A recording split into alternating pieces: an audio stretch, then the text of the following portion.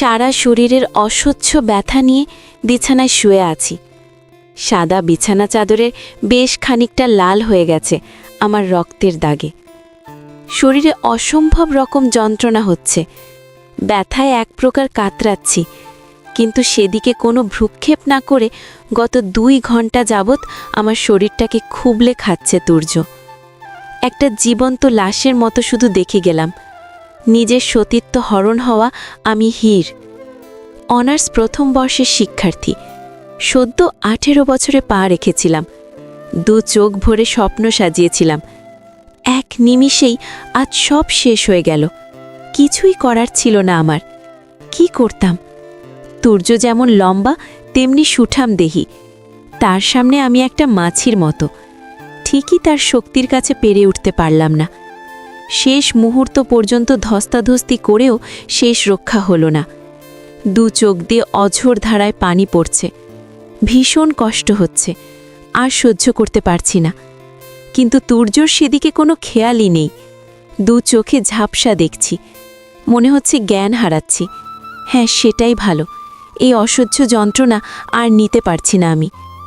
বেশ কিছুক্ষণ পর ঘুম ভাঙতেই বুকের ওপর ভারী কিছু অনুভব করলাম। মাথাটা উঁচু করে তাকাতেই দেখি তুর্য আমার বুকে মাথা রেখে আমার উপরে ঘুমিয়ে আছে।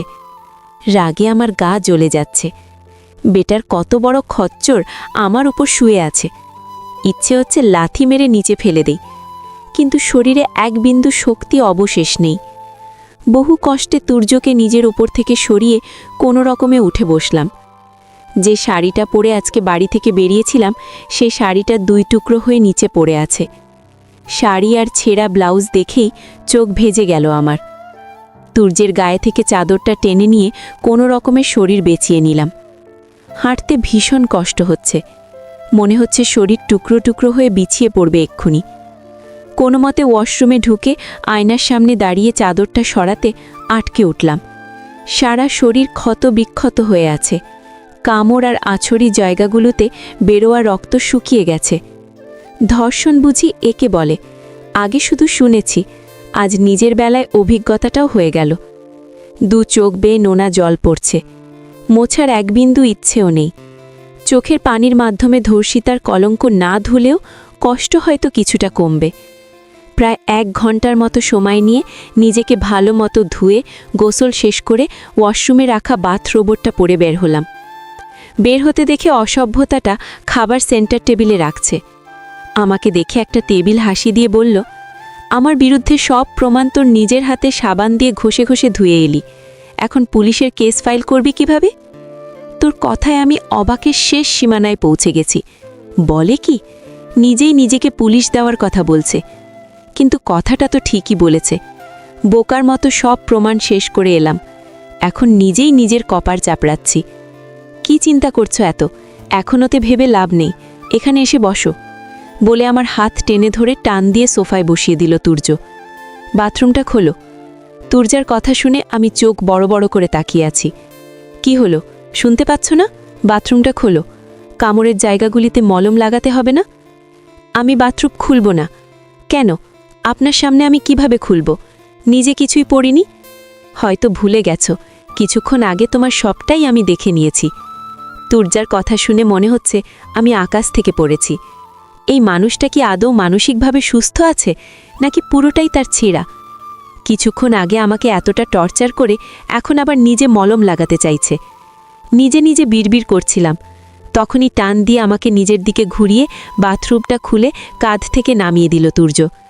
আমি এখনও হা হয়ে আছি, আর তুর্য আমার ক্ষতস্থানে ওষুধ লাগিয়ে দিচ্ছে। এতক্ষণে ভালো করে খেয়াল করলাম লোকটাকে। মাত্রাতিরিক্ত ফর্সা লোকটা। ছেলেদের এত ফর্সা হতে নেই। বড় চুলগুলো বারবার চোখের উপর এসে পড়ছে, ঠোঁটটা একদম গোলাপি রঙের। সৃষ্টিকর্তার জন্য অনেক সময় নিয়ে বানিয়েছেন ওনাকে, এই জন্য হাজার হাজার মেয়ের ক্রাশ। এমন হাত করে কি দেখছো, খেয়ে ফেলবে নাকি? তুর্যের কথা শুনে আবারও আমার চোখ বড় হয়ে গেল। খানিকটা লজ্জাও পেলাম বটে। কিছু না বলে মুখটা বন্ধ করে মাথা নিচু করে নিলাম। গোসল হয়ে বের হওয়াতে ভেজা চুলের পানি আমার শরীরে পড়ছে। ওষুধ লাগাতে লাগাতে তুর্যের হাত থেমে গেল। তার দিকে তাকাতেই দেখলাম এক দৃষ্টিতে আমার বুকের ঠিক মাঝখানের তেলটার দিকে তাকিয়ে আছে। তোর চোখে এক অদ্ভুত নেশা লেগে আছে।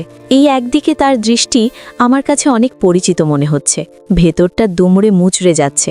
বারবার কয়েক ঘন্টা আগে দৃশ্যগুলো মনে পড়ছে। কয়েক ঘন্টার ব্যবধানে কি থেকে কি হয়ে গেল। আমার জীবনটা নিমিষেই শেষ হয়ে গেল। একটা মেয়ের অহংকার, তার সতীত্ব, সেটাই আমি হারিয়ে ফেললাম। দুঃখ বিলাস করছিলাম। তখনই আচমকা তুর্য আমাকে নিজের সাথে মিশিয়ে আমার ঠোঁট দুটো নিজের ঠোঁটের মাঝে নিয়ে নিল। আচমকা এমনটা হওয়াতে কিছুই বুঝতে পারলাম না।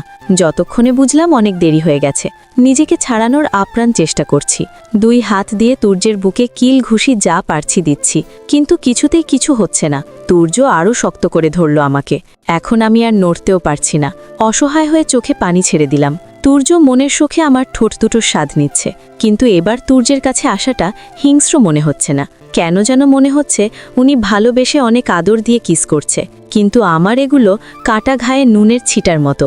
কিছুক্ষণ এভাবেই থাকার পর তুর্য আমার ঠোঁট দুটো ছেড়ে দিয়ে আমার ঘাড়ে মুখ ডুবিয়ে দিল। হাতের বাঁধন আলগা হতেই আমি তুর্যকে এক ধাক্কা দিয়ে দূরে সরিয়ে দিলাম। এই লোকটার স্পর্শ আর সহ্য করতে পারছিলাম না আমি। ওনার প্রতিটা স্পর্শ আমাকে আবারও সেই অমানবিক অত্যাচারের কথা মনে করিয়ে দিচ্ছে। তুর্য আহত দৃষ্টিতে কিছুক্ষণ তাকিয়ে রইল আমার দিকে। এই চাহনিতে না জানি কত কষ্ট লুকিয়ে আছে। তুর্যের চোখের দিকে তাকিয়ে থাকা আর সম্ভব হলো না। কেন জানি না বুকে চিনচিনে ব্যথা অনুভব হচ্ছে। তুর্য নিজের চোখ নামিয়ে নিল। খাবার মাখিয়ে আমার মুখের সামনে ধরল তুর্য। মুখ খুলল, খাবার খেয়ে পেনকিলার খেতে হবে। তুর্যের কথায় আবারও অবাক না হয়ে পারলাম না। উনি কেমন মানুষ এই ধারণাটাই হচ্ছে না আমার। এত কেয়ার করছে আমার যে বিশ্বাসই হচ্ছে না। কিছুক্ষণ আগে এই লোকটাই আমাকে তুলে এনে জোরপূর্বক আমার সাথে শারীরিক সম্পর্ক করেছে। এক কথায় যাকে বলে ধর্ষণ করেছে।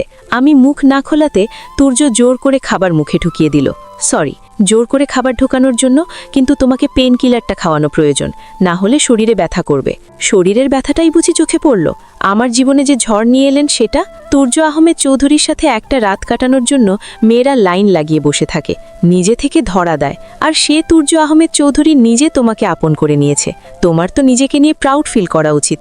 আপনি যেমন আপনার কাছে ধরাও দেন, তেমন মেয়েরাও। কিন্তু আমি এসব মেয়েদের মতো নই। আমি কেমন, মানে এই যে বললে আমি যেমন তেমন মেয়েরাই আমার কাছে আসে, তো আমি কেমন একটু বল? আপনি একটা চরিত্রহীন লোক। আপনি একটা মেয়েকে জোরপূর্বক তুলে এনে ধর। আর কথা বের হলো না মুখ দিয়ে। কষ্টগুলো দলা পাকিয়ে গলায় এসে আটকে গেছে। আমি চরিত্রহীন, আর তুমি কি ধোয়া তুলসী পাতা। তোমার আসল রূপটা আর কেউ না জানলেও আমি জানি। আর তোমার কি মনে হয় আমি তোমাকে ধর্ষণ করেছি? তুমি তো সবকিছু জেনেও কিছুই জানো না। আমার প্রতিটি স্পর্শ বৈধ ছিল। তোমাকে অবৈধভাবে আমি স্পর্শ করব ভাবলে কি করে? তোর এ কথার প্রেক্ষিতে কি উত্তর দেওয়া যায় আমার জানা নেই। উনি আমার সম্পর্কে এত বাজে মন্তব্য করছেন, কিন্তু উনি তো আমাকে চেনেন না। তাহলে কেন এইসব কথা বললেন? তুর্য আমাকে খাইয়ে পেনকিলার খাইয়ে দিলেন। সোফায় মাথা নিচু করে বসে আছি। তুর্য আলমারি থেকে টি শার্ট বের করছেন। এতক্ষণ শুধু একটা ছাই রঙের ট্রাউজার পরা ছিলেন। তুর্যের জিম করা বডি, তারপর থেকে ভরসা শরীর, যে কোনো মেয়েকেই পাগল করার জন্য যথেষ্ট। কিন্তু এত সৌন্দর্য দিয়ে কি হবে যেখানে চরিত্রই ঠিক নেই? একটা মেয়ের এত বড় সম্মানহানি করার আগে একবারও চিন্তা করল না তোমার এখন বাসায় যেতে হবে নাকি আমার মোহে পড়ে গেছো? কিভাবে যাব? শাড়ি ব্লাউজ তো আপনি ছিঁড়েই ফেলেছেন। বাথরুম পরে বাসায় কিভাবে যাব? বাথরুম পরে যেতে হবে না, এই শাড়িটা পরে নাও, যা যা লাগবে সবই এখানে আছে। আপনি বাইরে যান। কেন বাইরে? আপনার সামনে শাড়ি পরব নাকি আমি? তোমার কিছু বাকি আছে যা আমি দেখিনি? তাই আমার সামনে তোমার লজ্জা না পেলেও চলবে। গা জ্বালানো কথা বন্ধ করবেন আপনি। লজ্জা নাই আপনার, তাই না? Get ready fast. অর্ডার দিয়ে তুর্য রুম থেকে বেরিয়ে গেল। শাড়িটা হাতে নিয়ে রুমটা একটু পর্যবেক্ষণ করলাম। বেশ বড় একটা রুম। আসবাবপত্রগুলো অনেক দামি আর গ্লসি দেখে মনে হচ্ছে খুব শখ করে সাজিয়েছে রুমটা। খাটের পাশে টেবিলে তুর্যের একটা ছবি ফ্রেমে রাখা। তার মানে বাড়িটা এই শয়তান লোকটার। বেলা গড়িয়ে যাচ্ছে, বাড়িতে যেতে হবে জলদি। তাই চিন্তাভাবনা বাদ দিয়ে শাড়িটা পরে নিচে নেমে গেলাম। নিচে নামতে আমি আরও আশ্চর্য হলাম। এই বাড়িতে আমি আর তুর্য ছাড়া আরও অনেকেই ছিল। দেখে মনে হচ্ছে এরা সবাই সার্ভেন্ট, কিন্তু এতগুলো মানুষ এখানে ছিল, তাহলে একটা মানুষও আমাকে বাঁচালো না কেন? সবগুলো মানুষ আমার সাথে এত বড় অন্যায় হতে দিল, কেউ একজনও বাধা দিল না। প্রশ্নটা মাথায় ঘোরপাক খাচ্ছিল। তখনই তুর্য আমার হাত ধরে টানতে টানতে বাইরে নিয়ে গাড়িতে বসিয়ে দিল। It's time to go baby. একদম উল্টাপাল্টা নামে আমাকে ডাকবেন না। তোর কি নামে ডাকবো? আমার নাম হীর। 1 মিনিট, আপনি আমাকে ডাকবেনই বা কেন? কেন আমি তোমাকে ডাকবো না কেন? আপনার আমার সাথে যা প্রয়োজন ছিল সব তো শেষ। আমার সর্বস্ব তো লুটিয়ে নিয়েছি। এখন আমাকে ডাকার কি দরকার? তুর্য কিছু বলল না। আমার দিকে কিছুক্ষণ তাকিয়ে থেকে গাড়ি স্টার্ট দিল। তুর্য আহমেদ চৌধুরী, অর্ফের রকস্টার তুর্য, বাংলাদেশের সিঙ্গিং সেন্সেশন উইথ আইকন। অল্প কয়েক বছরেই নিজের গান গাওয়ার প্রতিভা দিয়ে জয় করে নিয়েছে সকলের মন। এমন না যে আমরা একে অপরকে চিনি, তবে ওনাকে চেনে না এমন মানুষ খুব কম আছে। মনে মনে সেই দিনটাকে ঘৃণাভরে স্মরণ করছি, যেদিন এই তুর্যের সাথে প্রথম দেখা হয়েছিল। প্রায় 15 দিন আগে মামাতো বোন রহির সাথে একটা কনসার্টে গিয়ে এই মানুষরূপী পশুটার সাথে দেখা হয়েছিল। প্রথম দেখায় একবারের জন্য বুঝতে পারিনি লোকটা এতটা নীচ। বাইরে থেকে তাকিয়ে আছি, চোখ দিয়ে অনবরত পানি পড়ছে। হয়তো তুর্য কয়েকবার আমার দিকে ফিরে তাকিয়েছিল, কিন্তু আমার এই পশুর মুখটা দেখার আর ইচ্ছা নাই। আমার বাড়ির ঠিক সামনে এসে গাড়িতে থামল। তার মানে সবকিছু প্রিপ্ল্যান ছিল। আমার সব তথ্য আগে থেকে নিয়ে নিয়েছে। গাড়ির দরজাটা খুলে এক ছুট্টে বাড়ির ভেতর ঢুকে পড়লাম। হয়তো পিছন থেকে 2-1 বার ডেকেও ছিল, কিন্তু তাতে আমার কিছুই যায় আসে না। বাড়িতে ঢুকতে রাহি আটকে ধরল। এত দেরি কেন হলো? আর এটা কার শাড়ি? কি উত্তর দেব? মাথায় কিছুই আসে না। কোনো রকম অসুস্থতার বাহানা বানিয়ে ঘরে এসে দরজা লাগিয়ে দিলাম। এখন যেন আমার কষ্ট আর বাদ মানছি না। মরে যেতে ইচ্ছে করছে। নিজেকে অপবিত্র মনে হচ্ছে। গায়ের শাড়িটা টেনে খুলে আগুন লাগিয়ে দিলাম। কেন এই কাজটা করলাম আমি জানি না, কিন্তু মনে হচ্ছে শাড়িটার জায়গায় দুর্যোগে জ্বালাতে পারলে অনেক শান্তি পেতাম। ওয়াশরুমে গিয়ে ঝর্ণার নিচে বসে কাঁদছি আমি। আজকে আম্মু আব্বুর কথা ভীষণ মনে পড়ছে। আজ আম্মু বেঁচে থাকলে আমার মনের কষ্টটা একটু হলেও বুঝতো। সবটা তার সাথে শেয়ার করতে পারতাম। মামা মামি রাহি রায়ান সবাই অনেক ভালো, কিন্তু মা তো মাই হয়। রায়ানের কথা মনে পড়তে আরও জোরে কান্না পাচ্ছে। কি থেকে কি হয়ে গেল? মানুষটা আমাকে কত ভালোবাসে, আর আমি কি না? ছি, নিজের ওপর নিজেরই ঘৃণা হচ্ছে। যদি রায়ান সবটা জানতে পারে তখন কি হবে? রায়ান কি আর আমাকে মেনে নেবে? হ্যাঁ, মেনে নেবে। রায়ান আমাকে অনেক ভালোবাসে, কিন্তু এটা তো রায়ানকে ঠকানো হবে। আমি কিভাবে রায়ানকে ঠকাবো? আর ভাবতে পারছি না। কাঁদতে কাঁদতে হিচকি উঠে গেছে। জানি না কত সময় ধরে এভাবে কাঁদছি আর ভিজেছি। আরও কিছুক্ষণ ভেজার পর খুব ইচ্ছে হচ্ছে। হয়তো আমার কলঙ্ক ধুয়ে যাবে এই পানির সাথে। দরজায় বারবার নখ পড়ছে। মামি আর রাহি ডাকছে। না, আর বেশিক্ষণ এভাবে থাকা যাবে না, ওরা সন্দেহ করবে। ঝটপট জামাটা পাল্টিয়ে বেরিয়ে পড়লাম। কোনো রকম একটু খেয়ে দরজা লাগিয়ে ঘুমিয়ে পড়লাম। ব্যালকনিতে দাঁড়িয়ে আছে তুর্য, হাতে গিটার আর গলায় করুণ সুর। গানটা গাইতে গাইতে চোখ ভিজে গেছে তোর। আকাশের দিকে তাকিয়ে আছে আপন মনে। পুরো আকাশটাই মেঘলা। পূর্ণিমার তিথি হওয়ার পরেও আজ আকাশের কোনো আনন্দ নেই। যেন আকাশও আজ তুর্যের সাথে কাঁদতে চায়, ওর কষ্ট কমাতে চায়। প্রিয়জনকে হারানোর কষ্ট তবুও বুকে নিয়ে বেঁচে থাকা যায়, কিন্তু প্রিয়জনের ঘৃণার পাত্র হয়ে বেঁচে থাকার চেয়ে মরে যাওয়া অনেক সুখের। কেন হীর? কেন কেন দাও আমাকে এতটা কষ্ট? আর কত কষ্ট সহ্য করব বল? আর কত যন্ত্রণা দিতে চাও? প্রতিটা মুহূর্ত তুমি আমার সামনে, কিন্তু তোমাকে ছোঁয়ার অধিকার নেই আমার। কলিজা তুমি, তবুও তোমায় ভালোবাসার অধিকার নেই। তুমি চাইলে সারা জীবন তোমার অপেক্ষা করতে পারি, কিন্তু আজকে তুমি আমাকে চরিত্রহীন বলেছ, মানুষরূপী পশু, আরও না জানি কত কি। তুমি আমাকে যত পারো ভুল বোঝো, তবুও আমি কিছুই বলবো না। আচ্ছা হীর, একটাবারও কি আমার কথা তোমার মনে পড়ে না? একটাবারও কি আমার কাছে আসার জন্য তোমার মন ছুটে যায় না? বলো না হীর, প্লিজ বলো। কথাগুলো বলতে বলতেই তুর্য কান্নায় ভেঙে পড়ে। তখনই বৃষ্টি শুরু, ঝুম বৃষ্টি। হয়তো তুর্যের কষ্ট আকাশও সহ্য করতে না পেরে কান্নায় ভেঙে পড়েছে। মাঝরাতে হঠাৎ ঘুম ভেঙে যায় আমার। প্রচণ্ড মাথা ব্যথা করছে। শরীরটাও বেশ গরম, চোখে ঝাপসা লাগছে সবকিছু।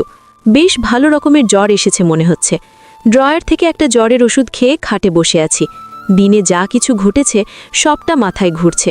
সব কিছু পুনরায় একবার চিন্তা করতে গেলে একটা কথা আটকে যায় মাথায়। তুর্য তখন বলেছিল তার প্রতিটি স্পর্শই বৈধ। এই কথাটার কি মানে ছিল? আমার শরীরে তার স্পর্শ বৈধ কিভাবে হবে? রায়ানকেও আজ পর্যন্ত নিজেকে স্পর্শ করতে দেইনি। আর এই লোক, ছি, এই লোকের কথা আমি কেন ভাবছি? যার চরিত্র খারাপ, তার মুখের কথার কি সত্যতা আছে? দরজায় কড়া নড়ছে। নিচে রায়ান দেখতে এসেছে আমাকে, কিন্তু আমি এই মুখ কিভাবে দেখাবো রায়ানকে? আমার যে তার সামনে যাওয়ার সাহস নেই। কি বলবো আমি তাকে? হীর, দরজাটা খুলে দে না। আর কতক্ষণ দাঁড়িয়ে থাকবো? রাহি বলল, তোর শরীর খারাপ? খোল, আমি দেখব তোর কি হলো। ভাই তুমি যাও তো, এখন আমাকে ঘুমাতে দাও। কান্না আটকে কথাগুলো বললাম। এমন করছিস কেন? খোল না প্লিজ, একবার তোকে দেখেই চলে যাব। এত দেখার কি আছে, যাও তো ঘুমাও। খুলবি না তাই তো? আরও 2 দিন, তারপর দরজা কিভাবে লাগিয়ে রাখিস আমিও দেখব, আর তোর ঘুমের 12টা বাজিয়ে দেব। রায়ানের কথায় যেন আমার মাথায় আকাশ ভেঙে পড়ল। আমি ভুলেই গিয়েছিলাম 2 দিন পর আমার আর রায়ানের বিয়ে। এখন আমি কি করব? আমি পারবো না রায়ানকে ঠোকাতে। আমি এখন অপবিত্র হয়ে গেছি। আমি পারবো না রায়ানকে বিয়ে করতে। খুব কান্না পাচ্ছে, কিন্তু জ্বরের মাত্রা অনেক বেড়ে গেছে। তাকিয়ে থাকতে কষ্ট হচ্ছে। কখন যে ঘুমিয়ে পড়েছি খেয়াল নেই। বেশ কিছুক্ষণ বৃষ্টিতে ভেজার পর রুমে চলে এলো দুর্য। রুমের লাইট অন করে রুমের দেয়াল ভর্তি লাগানো হীরের ছবিগুলোর দিকে তাকিয়ে আছে দুর্য। তুমি আমাকে ভুল বুঝো না হীর, আমি কখনোই তোমার ক্ষতি চাইনি, কিন্তু আজ আমি সত্যি নিরুপায় ছিলাম। আমি বেঁচে থাকতে কি করে তোমাকে অন্য কারো হতে দিতাম বলো? তুমি যে আমার নিঃশ্বাসে আটকে আছো, তোমাকে হারালে আমি নিঃশ্বাস নিতেও পারবো না। জানি না তোমাকে কিভাবে বোঝাবো, কিন্তু ওয়াদা করছি তোমার প্রতি করা সব অন্যায়ের প্রতিশোধ নেব। আমিও তোমার উপর থেকে অনেক অন্যায় করেছি, তার পেছনের সব কারণ তোমাকে বোঝাবো। তুমি শাস্তি দিলে মাথা পেতে নেব, কিন্তু তোমাকে হারাতে পারবো না। আমার স্পর্শে আজ তোমার ঘৃণা হচ্ছে তাই না হীর? জানো হীর, খুব কষ্ট হচ্ছে, বুকের বাঁপাশটা পুড়ে ছাই হয়ে যাচ্ছে। আমি তোমার কোনো সর্বনাশ করিনি হীর। কথাগুলো বলতে বলতে দুর্য জ্ঞান হারিয়ে ফেলে। সকালে ঘুম থেকে উঠতে দেখি প্রচণ্ড মাথা ব্যথা করছে। জ্বরের কারণে এমনটা হয়েছে বুঝতে পেরেছি। ফ্রেশ হয়ে রুম থেকে বের হতেই জানতে পারলাম বিয়েটা পিছিয়ে দিয়েছে, কারণ রায়ান ভাইয়ার জরুরি ভিত্তিতে ঢাকার বাইরে যেতে হয়েছে অফিসের কাজে। বিয়ের তারিখ পিছানোর কথাটা শুনে কেন জানি না ভালোই লাগছিল। যাক, অন্তত আরও কিছুদিন সময় পেলাম বিয়েটা কিভাবে ভাঙব সেটা ভাবার। দুর্যকে সকালে ওর ম্যানেজার হসপিটাল নিয়ে যায়। দিন দিন দুর্য হসপিটালে ভর্তি থেকে বাসায় এসে কাউকে ফোন করল। হীর কোথায়, কেমন আছি এখন? আমি নিরুপায় ছিলাম। জানি আমার অপরাধ ক্ষমার যোগ্য নয়, কিন্তু হীরকে বাঁচানোর জন্য আমি সব করতে পারি। আমি দেখছি ব্যাপারটা। আজ 7 দিন হয়ে যায়, কলেজে যায় না, কিন্তু আজ কিছুতেই বাড়িতে থাকতে পারলাম না। মামি আর রাহির চাপে জোর করে কলেজে পাঠিয়ে দিল। অন্যমনস্ক হয়ে ক্লাসরুমের বারান্দা দিয়ে হাঁটছিলাম, তখনই কেউ আমার বাম হাতে হ্যাচকা টান দিয়ে একটা খালি ক্লাসরুমে নিয়ে গেল। ঘটনার আকস্মিকতায় আমি পরিস্থিতি নিলে আমাকে বুকে জড়িয়ে নিল সামনে থাকা লোকটা। লোকটা আমাকে এত শক্ত করে ধরে রেখেছে যে আমার নাক বন্ধ হয়ে রয়েছে, নিঃশ্বাস নিতে কষ্ট হচ্ছে। কোনো উপায় না পেয়ে শরীরে যত শক্তি ছিল সব দিয়ে ধাক্কা দিয়ে সামনে থাকা লোকটাকে সরিয়ে ঠাস করে তার গালে একটা জোর বসিয়ে দিলাম। সামনের লোকটাকে দেখে আমার হাত পা কাঁপা শুরু হয়ে গেল। দুর্য আমার সামনে দাঁড়িয়ে আছে, অগ্নিচক্ষু নিয়ে, যেন এক্ষুনি চোখ থেকে আগুন বের হবে আর আমি জ্বলে যাব। আমাকে ক্লাসরুমের দেওয়ালে ঠেস দিয়ে রাগের দৃষ্টিতে আমার দিকে তাকিয়ে আছে দুর্য। চোখ দুটো অসম্ভব লাল হয়ে আছে, তাকাতে পারছি না ওই চোখের দিকে। মাথা নিচু করে ভয়ে কাঁপছি। কালো একটা হুডি পরে এসেছে দুর্য, হয়তো নিজের পরিচয় গোপন করতে এমনভাবেই এসেছেন। কিছুক্ষণ আমার দিকে তাকিয়ে থেকে সামনে আসা চুলগুলো পেছন দিকে দিয়ে দাঁতে দাঁত চেপে বলল, এতদিন ভার্সিটি আসুনি কেন? দুর্যের এই অদ্ভুত প্রশ্নে কপাল কুঁচকিয়ে তাকিয়ে আছি আমি তার দিকে। কি হলো বল? জ্বর হয়েছিল। বাসায় গিয়ে আবারও ঝর্ণার পানিতে বসেছিলে বুঝি? তোর্যের প্রশ্নগুলো বারবার অবাক করছে আমাকে। সে কিভাবে জানলো আমি ভিজেছিলাম আর জ্বর হয়েছিল? চুপ করেই থাকবে। আচ্ছা থাকো চুপ করে, আমি যে কাজে এসেছি সেটা করিনি এখনো। কপাল কুঁচকে আগের ভঙ্গিতেই তাকিয়ে আছি আর বোঝার চেষ্টা করছি সে কি বলতে চাইছে। সো কথা হলো, আমি তোমাকে বিয়ে করতে চাই, আর সেটা এক্ষুনি। তুমি আমার সাথে এক্ষুনি কাজে অফিসে যাবে। তোর কথা শুনে মাথা হ্যাং হয়ে গেছে, ঠিক কিভাবে রিয়াক্ট করবে বুঝতে পারছি না। আমার এভাবে তাকিয়ে থাকা দেখে দেখে হয়তো সে কিছু বুঝেছে, যার জন্য আমার হাত ধরে টানতে লাগলো। এবার যেন আমার হুঁশ ফিরে পেলাম। কোথায় নিয়ে যাচ্ছেন আমায়? ছাড়েন বলছি। আর আমি যদি মরেও যাই তবুও আপনাকে বিয়ে করব না। আপনি আমার অপরাধী, আমার জীবনটা আপনার জন্যই নষ্ট হয়েছে। আপনি ভাবলেন কি করে যে আমি আপনার মতো একটা ধর্ষকে বিয়ে করব? কথাগুলো বলতেই তুর্য আমার গাল চেপে ধরল আর দাঁতে দাঁত চেপে বলল, তুমি আমাকেই বিয়ে করবে। আমি তোমার কাছে অনুমতি চাইনি। আমি তোমাকে আমার সিদ্ধান্ত শুনিয়েছি। সিদ্ধান্ত শুনিয়েছেন মানে কি? জীবনটা আমার, সেটা কি আপনি ভুলে যাচ্ছেন? ভুলে যাবেন না, এটা আমার জীবন। আমি কাকে বিয়ে করব নাকি করব না এটাই আমার সিদ্ধান্ত হবে। আর আমি আমার জীবন থাকতে কখনোই আপনাকে বিয়ে করব না। লক্ষ্মীর বিয়ে তো আমি তোমাকে করবই, অ্যাট এনি কস্ট। এতক্ষণ ভালোই ভালোই বলছিলাম, শোনোনি, তাই এখন নিজের আসল রূপে ফিরে আসতে হচ্ছে। কি বলতে চাইছেন? তুমি যদি আজকে এবং এই মুহূর্তে আমাকে বিয়ে না করেছ, তাহলে একটা ভিডিও ক্লিপ ভাইরাল করতে আমি বাধ্য হব। Video clip? কিসের ভিডিও ক্লিপ? তোমার আর আমার সেদিনকার রোম্যান্টিক কিছু মুহূর্তের ভিডিও ক্লিপ। তুর্যের কথায় আমার মাথায় আকাশ ভেঙে পড়ল। বলছে কি লোকটা? একটা মানুষ কতটা নিকৃষ্ট হলে এসব কিছু করতে পারে? সেদিন আমার সাথে এত বড় অন্যায় করার পরেও লোকটার শান্তি হয়নি, এখন সে ভিডিও ক্লিপ ভাইরাল করতে চাচ্ছে। ছি! আপনি কি জানেন আপনি একটা মানুষরূপী জানোয়ার? কতটা নিকৃষ্ট আপনি আপনার ধারণা আছে? সে তোমার যা ইচ্ছা বিয়ের পার বলতেই পারো, কিন্তু এখন আমার টাইম ওয়েস্ট করো না। You know, time is money. আপনি ভাবলেন কি করে যে আমি আপনার হুমকি শুনে আপনাকে বিয়ে করে নেব? আপনি ভিডিও ক্লিপ ভাইরাল করতে চান? You are most welcome. করেন, সবাই কথা শোনাবে, আমার বদনাম হবে। এই তো, আমি যখন এই দুনিয়াতে থাকবো না, তখন এই বদনামের আবার ভয় কিসের আমার? তুর্যের কপালের রগটা হঠাৎই ফুলে উঠল, চোখ দুটো রক্তবর্ণ ধারণ করেছে। ভীষণ ভয় করছে আমার, কিন্তু তুর্যের সামনে নিজেকে আমি দুর্বল দেখাতে পারবো না। ভুলটা আমি সেদিনই করেছি। সেদিন যদি নিজেকে শেষ করে দিতাম, তাহলে আজ আপনার মতো একটা মানুষের হাতের পুতুল হয়ে থাকতে হতো না। তবে সেদিন যেটা করতে পারিনি, আজ করব। আমি যদি নাই থাকি, তাহলে আমার বদনাম দেখব কিভাবে? আজ এই বিল্ডিংয়ের ছাদ থেকে লাফ দিয়ে মারা যাব আমি। এই টর্চার আর সহ্য করতে পারছি না। ক্লাসরুম থেকে বের হতে গেলে তুর্য আমার হাত ধরে টেনে তার সামনে এনে আমার গালে সজোরে একটা চর বসিয়ে দেয়, আর দুই বাহু ধরে ঝাঁকিয়ে বলে, খুব শখ মরার, তাই না? আচ্ছা, তাহলে মেরে দিই। আসলে এই ভালো হওয়া জিনিসটা আমার সাথে একদমই যায় না। তোমাকে ভালো মতো বলেছিলাম, শুনলে না। ভয় দেখালাম, তাও কাজ হলো না। এবার শেষটাই করি। কি বলতে চান আপনি? ওয়েট আ মিনিট বেবি, সব বুঝতে পারবে। তুর্য ফোনটা বের করে কাকে যেন ফোন করল। জন, হীরের মামা মিয়ার রাহিকে গান পয়েন্টে নিয়ে নাও তো। তোমাদের হীর ম্যাডাম বিয়ের জন্য রাজি না, তাহলে এরা শুধু শুধু দুনিয়াতে থেকে কি করবে? নিয়ে নিয়েছ? এখন ভিডিও কল করো। ম্যাডাম শেষবারের মতো এদের চাঁদ মুখখানা দেখতে চাইবে নিশ্চয়। আপনি কি বলছেন এসব? মামা মিয়ার রাহিকে গান পয়েন্টে? মানে? ওদের ছেড়ে দিন, ওদের সাথে আপনার কোনো শত্রুতা নেই, ওদের ছেড়ে দিন।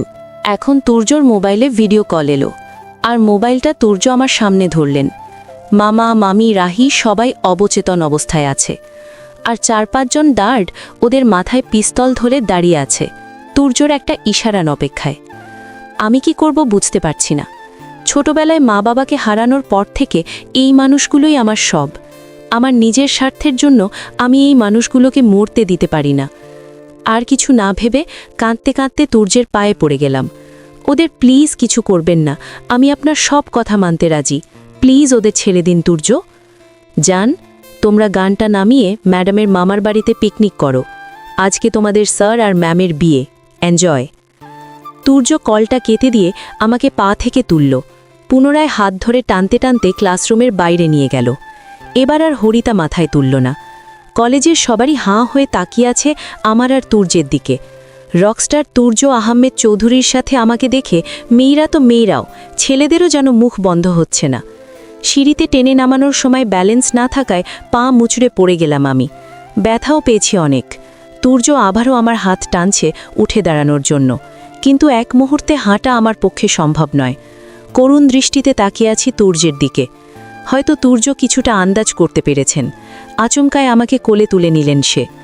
এখন আমার সত্যি মরে যেতে ইচ্ছে করছে, লজ্জায় আর ক্ষোভে। মনে করে কি সে নিজেকে? এভাবে সবার সামনে কোলে নিয়ে হাঁটছে। সবাই ফ্রিতে তামাশা দেখছে। অনেকে এরই মধ্যে আমাকে আর তুর্যকে নিয়ে কানাঘোষা শুরু করে দিয়েছে। তাদের ঠাট্টার শব্দ আমার কান পর্যন্ত আসছে, কিন্তু তুর্যের কোনো ভূক্ষেপ নেই সেদিকে।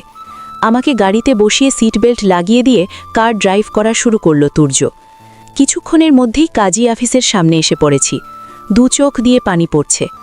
আপনজনদের বাঁচানোর জন্য জীবনের শেষ বাজি খেলতে যাচ্ছি।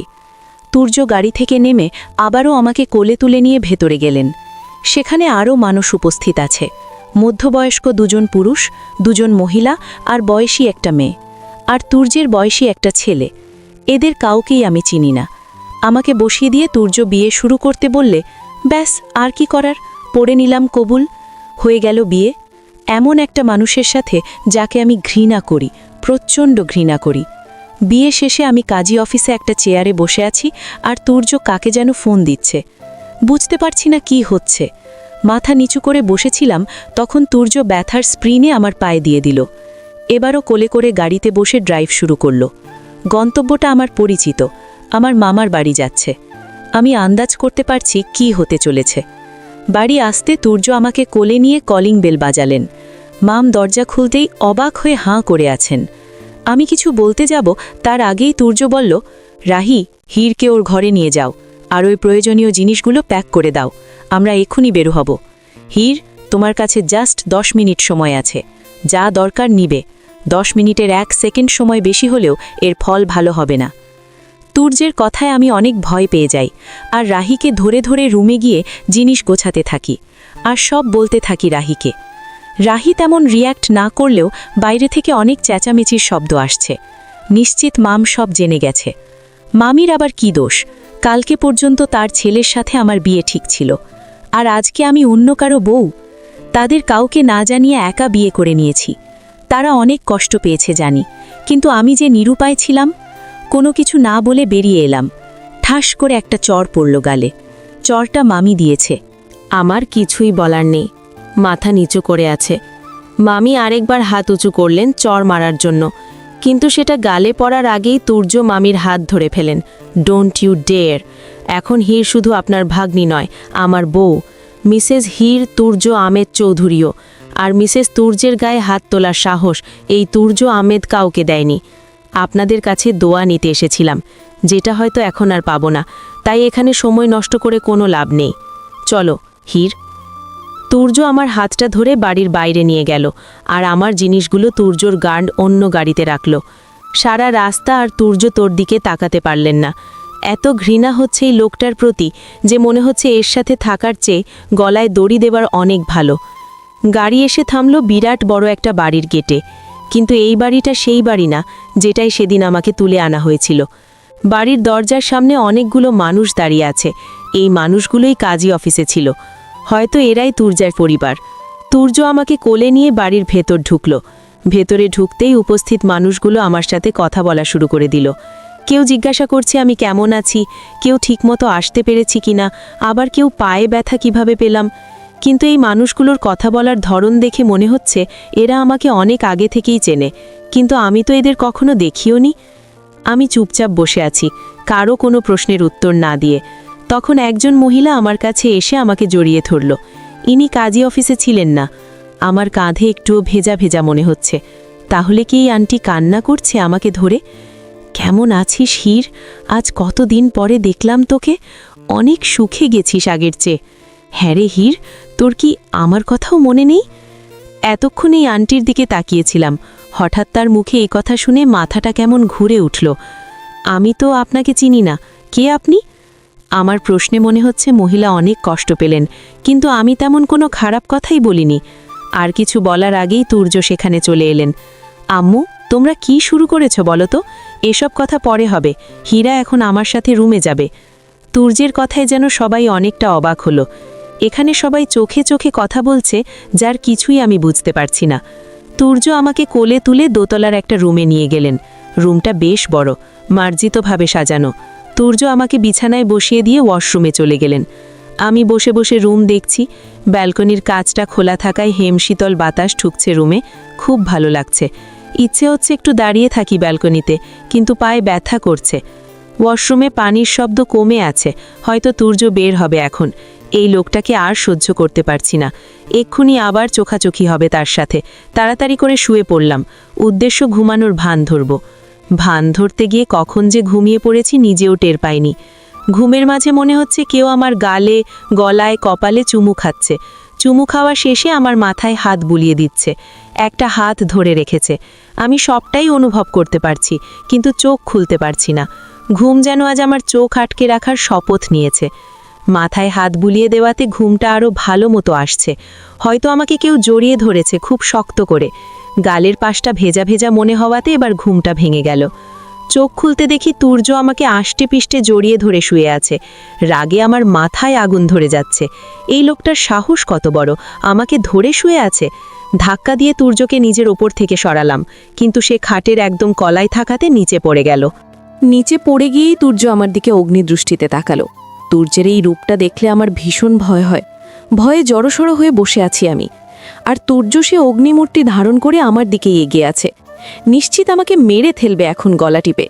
ভয়ে চোখ বন্ধ করে আছি, কিন্তু তুর্য আমার গলা না চেপে ধরে আমাকে কোলে তুলে নিল। আমি অবাক না হয়ে পারলাম না। ড্যাব ড্যাব করে তাকিয়ে আছিস তুর্যের দিকে। সে আমাকে নিয়ে আশ্রমে ঢুকেছেন।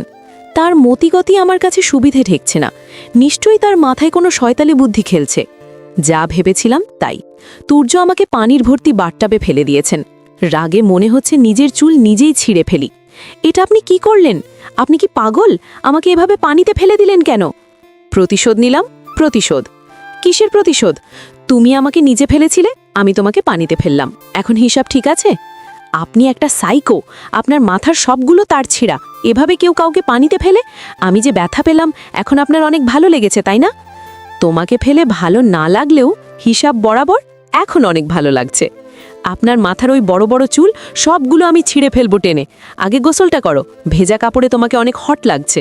খচ্চর একটা, বেরোন এখান থেকে। তুর্য বেরিয়ে গেলে আমি তার 14 গোষ্ঠী উদ্ধার করতে করতে গোসলটা সেরে নিলাম। যে আন্টি আমাকে জড়িয়ে ধরে কেঁদেছিল তিনি এসে আমাকে খাইয়ে দিলেন। সে কথায় কথায় বললেন তিনি তুর্যের মা তনিমা চৌধুরী। কাজী অফিসে থাকা লোকগুলোর মধ্যে তুর্যের বাবা তিয়াস চৌধুরী, ছোট চাচা চাচি আর একমাত্র ফুপি কাকুলিও ছিলেন। খাওয়ানো শেষে তনিমান আন্টি আমার মাথায় হাত রেখে বললেন, মারে, আমার তুর্যটা একটু রাগী, কিন্তু মানুষটা খারাপ না। তুই ওকে একটু সময় দে। এমন ভাবিস না যে আমি এখানে তুর্যের সাফাই গাইতে এসেছি। আমি তোর জন্যই এসেছি। জানি তুর্য যা করেছে সেটা অনেক খারাপ একটা কাজ। আন্টির কথা শুনে আমার লজ্জায় মরে যেতে ইচ্ছা করছে। আন্টি কি সবটা জানে? সেদিন কি হয়েছিল? মাথা নিচু করে সবই ভাবছিলাম। আন্টি আবার বলতে শুরু করলো, তোকে এভাবে জোর করে বিয়ে করাটা তুর্যের উচিত হয়নি। তোর মামামির সাথে কথা বলে নেওয়ার দরকার ছিল। আন্টির কথায় আমি হাঁপ ছেড়ে বাঁচলাম।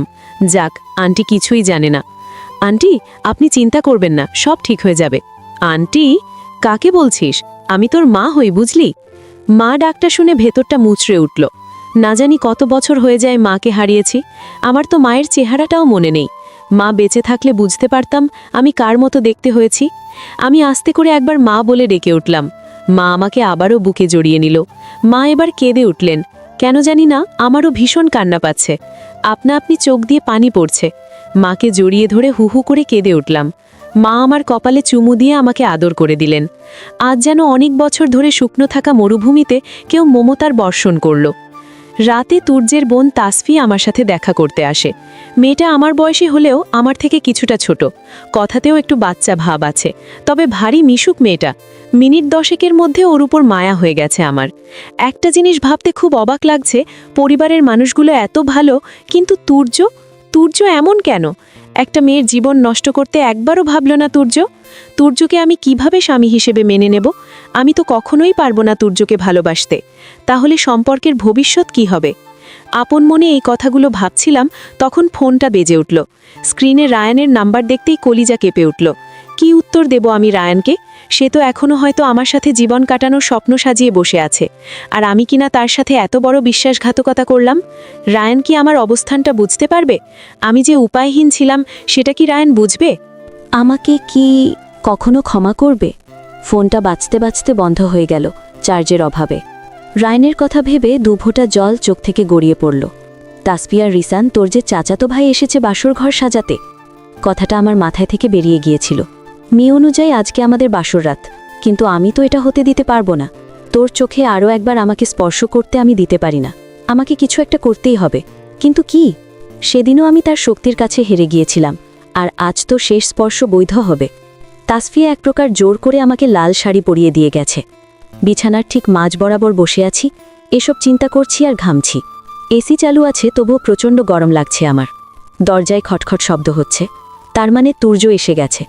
হার্টটা অসম্ভব দ্রুত বিট হচ্ছে, কিন্তু ভয় নেই। আজকে আমি প্রস্তুত। একটা ছুরি বাম হাতে নিয়ে বসে আছি।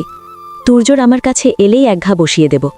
তুর্য রুমে ঢুকতেই অশ্রমে গেল, বেরিয়ে আমার কাছে এগিয়ে আসছে, আর আমি ছুরিটা বারবার শক্ত করে ধরছি। আমার কাছে এসে আমার দিকে ঝুঁকে তুর্য আমাকে আচমকা জড়িয়ে ধরল। এভাবে জড়িয়ে ধরাতে আমি ঘাবড়ে গেলাম। তুর্যের হাত আমার হাত দুটো চেপে ধরে মুখটা আমার কানের কাছে এনে ফিসফিস করে বলল, ফল কাটার ছুরি দিয়ে মানুষ কাটা যায় না। তুর্যের কথায় আমি পুরোই বেকব বনে গেছি। আমার হাতে ছুরির লোকটা কিভাবে জানল? চোখ দুটো বড় বড় করে তাকালাম তার দিকে। এবার কিচেন থেকে ধারালো ছুরি আনবা। তুমি তুর্য আহমেদের বউ। এই ফল কাটার ছুরি দিয়ে মানুষ কাটতে গেছো? এটা মানুষ হলে তো হেসে হেসেই মরে যাবে। Think something big you know. তুর্যের কথায় আমার গা জ্বলে যাচ্ছে। একে তো এত টর্চার, আবার এমন গা জ্বালানো কথাবার্তা। আপনি কিভাবে জানলেন আমি ছুরি হাতে বসে আছি? এ ঘরের প্রতিটা জিনিস আমার মুখস্থ। ফলের ঝুড়িতে যখন ছুরিটা দেখতে পাইনি তখনই বুঝেছিলাম সেটা তোমার কাছে। আগে বললেই পারতেন, এত অভিনয় প্রয়োজন ছিল না। প্রতিনিয়ত অভিনয় করতে করতে এখন শুধু ওটাই করতে পারি। উনি কি বললেন কিছুই বুঝতে পারলাম না, কিন্তু রাগটা কমাতে পারছি না। এখন আমার একা থাকা দরকার, তাই বিছানা থেকে উঠে ব্যালকনিতে গিয়ে দাঁড়ালাম। মেকআপ এমনিতেও করিনি, আর চুলটা কোনোরকম খোপা করা ছিল, যা খুলে গেছে। আমি চোখ বন্ধ করে দাঁড়িয়ে আছি। কিছুক্ষণ পর ঘাড়ে কারো গরম নিঃশ্বাস পড়ল। আমি জানি এটা তুর্য। তার শরীরের ঘ্রাণটা খুব পরিচিত মনে হয় আমার। এর কারণ অবশ্য আমার জানা নেই। আমার ঘাড় থেকে চুলগুলো সরিয়ে দিয়ে তুর্য চুমু দিতে লাগল। আস্তে আস্তে তুর্যের হাত আমার পেটে বিচরণ করতে লাগল। রাগ কমার জায়গায় আরও বেড়ে গেল আমার। পেছনে ফিরেই তুর্যকে ধাক্কা দিয়ে ফেলে দিলাম। তুর্য আবারও সেই আহত দৃষ্টিতে তাকিয়ে আছে আমার দিকে। তারও এই করুণ দৃষ্টি আমার মনে আছড় কাটছে। না, আমি দুর্বল হব না। এই অমানুষটাকে আমি কিছুতেই প্রশ্রয় দিতে পারি না। আপনি কোন সাহসে আমাকে স্পর্শ করেছেন? আপনার আমার উপর কোনো অধিকার নেই। আপনি আমার সাথে যা করেছেন, এরপর ভাবলেন কি করে আমি আপনার সাথে এসব? ছি! সবাইকে নিজের মতো নোংরা মনে করেন, তাই না? এত যখন চাহিদা, পতিতাপল্লীতে গেলেই তো পারেন, নাকি আমাকেও পতিতাই মনে হয়? একটা কথা মনে রাখবেন, যতবার আপনি আমার কাছে আসবেন, প্রতিবার জোর করে আসতে হবে। স্বইচ্ছায় আমি কখনোই আপনার কাছে আসতে দেব না। আমি কখনোই আপনাকে আমার স্বামীর মর্যাদা দিতে পারবো না। কখনোই পারবো না আপনাকে ভালোবাসতে। তুর্য একই দৃষ্টিতে আমার দিকে তাকিয়ে আছে। এত কিছু বলার পরেও তার চোখ এক মুহূর্তের জন্য সরেনি আমার উপর থেকে। এই চোখ দুটোই আজ কোনো রাগ নেই, না আছে হিংস্রতা। কেন যেন মনে হচ্ছে আমার কথায় সে অনেক কষ্ট পেয়েছে। তুর্যের দুই চোখের কঠোরে পানি টলমল করছে। আমার ভীষণ কষ্ট হচ্ছে তুর্যের চোখের দিকে তাকিয়ে থাকতে। তুর্য আমাকে কিছু না বলেই সেখান থেকে চলে গেল। কোথায় গেল আমি জানি না, আসলে জানার চেষ্টা করিনি। রাত তখন প্রায় 1টা। বাসার সবাই হয়তো ঘুমিয়ে পড়েছে, ঘুম নেই শুধু আমার চোখে। কিছুক্ষণ ওভাবেই দাঁড়িয়ে থেকে রুমে চলে এলাম। ঘুম আসছে কিনা কিছুতেই। বারবার মনে হচ্ছে তুর্য কষ্ট পেয়েছে। কেন জানি না তুর্য কেমন আছে, কি করছে জানতে ইচ্ছে হচ্ছে। তুর্যের কথা জানার ইচ্ছা দমিয়ে রাখতে না পেরে রুম থেকে বেরিয়ে পড়লাম। কিন্তু এবারের কিছুই আমি চিনি না। আন্দাজে যেতে যেতে একটা রুমের লাইট জ্বালানো দেখলাম। নিচ দিয়ে দরজার বাইরে কান পেতে শোনার চেষ্টা করলাম। তুর্য কার সাথে যেন কথা বলছে, কিন্তু কথাগুলো শুনতে পাচ্ছি না। দরজায় ধাক্কা দিতেই বুঝতে পারলাম দরজা ভেতর থেকে লক করা। কিন্তু আমার জানার অনেক আগ্রহ হচ্ছে, ভেতরে তুর্য কার সাথে কথা বলছে। বেশ কিছুক্ষণ অপেক্ষা করে আমি রুমে ফিরে এলাম আর শুয়ে পড়লাম। একটা ফটো ফ্রেম বুকে জড়িয়ে আছে তুর্য। দু চোখ দিয়ে নোনা জলগুলো ঝরে যাচ্ছে। এদের বাকি দোষ দেবে সে, দোষ তার ভাগ্যের। সব কিছু কাছে পেয়েও আজ তার কাছে কিছুই নেই। তার বেঁচে থাকার একমাত্র অবলম্ব যে মানুষটা, সে মানুষের কাছে চরম ঘৃণার সে। যাকে এক নজর না দেখলে হৃদয়ে রক্তক্ষরণ হয়, সে মানুষটা তুর্যের মুখটাও সহ্য করতে পারে না। এই কষ্ট না কাউকে বলতে পারবে সে, আর না কেউ বুঝতে পারবে। ফটো ফ্রেমটা বুকে জড়িয়ে কাঁদতে কাঁদতে ঘুমিয়ে পড়ে তুর্য। সকালে ঘুম থেকে উঠে দেখি তুর্য এখনও ফিরে আসেনি। কেন জানি না আমার বুকে চিনচিনে ব্যথা হচ্ছে। তুর্য কেন ফিরে এলো না? আমি তাড়িয়ে দিয়েছি বলে কি ফিরে আসা যেত না? কিন্তু আমি এসব কেন ভাবছি? আমি তো তাকে ঘৃণা করি। আর কিছু ভাবতে পারছি না, মাথায় অসহ্য যন্ত্রণা হচ্ছে। ওয়াশরুমে চলে গেলাম ফ্রেশ হতে। বেরিয়ে এসে দেখি এখনও তুর্য ফেরেনি। এখন আমার রাগ হচ্ছে। এত কি অভিমান তার? একটু কিছু বলেছি তো কি হয়েছে? এতটুকু তো আমি বলতেই পারি। সে আমার সাথে যা করেছে তার সামনে এই কথাগুলো কিছুই না।